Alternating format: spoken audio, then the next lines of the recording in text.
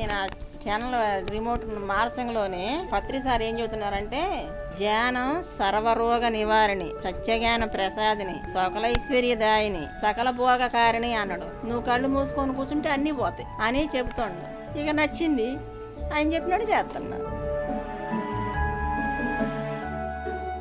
కష్టాలుండేవి, రోగాలుండేవి, బాధలుండేవి. ఈ ధ్యానం చేసిన కాడి నుంచి ఆ కష్టాలు పోయినాయి, ఆ రోగాలు పోయినాయి, ఆ బాధలు పోయినాయి. ఇప్పుడు అంతా ఆనందమే. అసలు ఇప్పుడు ఏడుద్దామన్న దుఃఖం రాదు.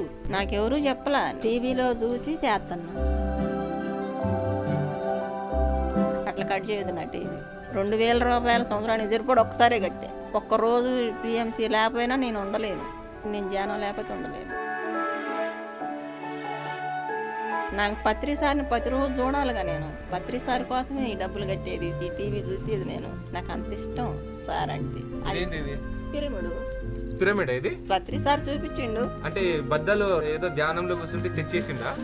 ఇటుతో ఏం చేయమన్నాడు? పిరమిడ్ చెయ్యండు దీంతో. పిరమిడ్ ఇట్లా చేయాలని నువ్వు ఏడు చూసినావు? టీవీలోనే చూసా. టీవీలో చూసినావు? ఓకే. చూసి నీకు ఈ పిరమిడ్ కావాలని ఇట్లా చేసుకున్నావు? చాలా చేసావు, 10-20 దాకా చేసావు. చేసుకుని ఏం చేసావు? అందరికి తలా ఒకటి ఇచ్చేసేసి ఆరోగ్యం ఇచ్చింది, ఆనందం ఇచ్చింది, ఐశ్వర్యం ఇచ్చింది. పత్రిసారి 3 మాటలు చెబుతుడు.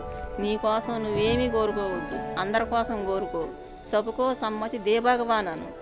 నేను కూడా అంతే, సబుకో సమ్మతి దే భగవాన్, సర్వే జన సుఖినో భవంతు. పత్రిసార్ ఎక్కడుండు, పత్రిసార్ లేదు కదా, ఎట్లా ధ్యానం చెప్పాలి, మన పిఎస్ఎస్ మూమెంట్ ఎట్లా ముందుకు వెళ్తుంది అని అడిగే చాలా మందికి ప్రశ్నలు ఉన్నాయి కదా మీకు. ఈ అమ్మగారు ఇన్ని మాట్లాడిన తర్వాత నేను ఎక్స్ప్లెయిన్ చేయాల్సిన అవసరం లేదు. లక్షల మంది పిరమిడ్ మాస్టర్లు ఉన్నాం, వేలాది పిరమిడ్లు ఉన్నాయి. అయినా కూడా ఇంకా కోట్లాది మందికి ధ్యానం వెళ్ళాలి. అన్ని దగ్గరికి అందరూ వెళ్ళలేరు, పిఎంసి వెళ్ళగలరు. దీన్ని పెంచి పోషించుకొని ఎంత పెద్దగా చేసాం. దీన్ని ఇంకా రక్షించుకోవాల్సిన బాధ్యత మనందరిది. ఎందుకంటే ఈ తల్లులకి బిడ్డ, ఒక పెద్ద దిక్కు, ఒక తల్లి, తండ్రి, గురువు అన్నీ పిఎంసి అయ్యింది. ప్రాణాలు అరచేతిలో పెట్టుకుని జీవిస్తున్న కొన్ని బతుకులకి పిఎంసి అండగా నిలబడింది, ధైర్యం చెప్పింది, ఓర్పునిచ్చింది, తల్లిలా ఆదరించింది, ఓదార్చింది, ఎన్ని చేసింది. పిఎంసి మరింత కొత్త శక్తితో మరింత అద్భుతంగా ముందుకు వెళ్ళాలి.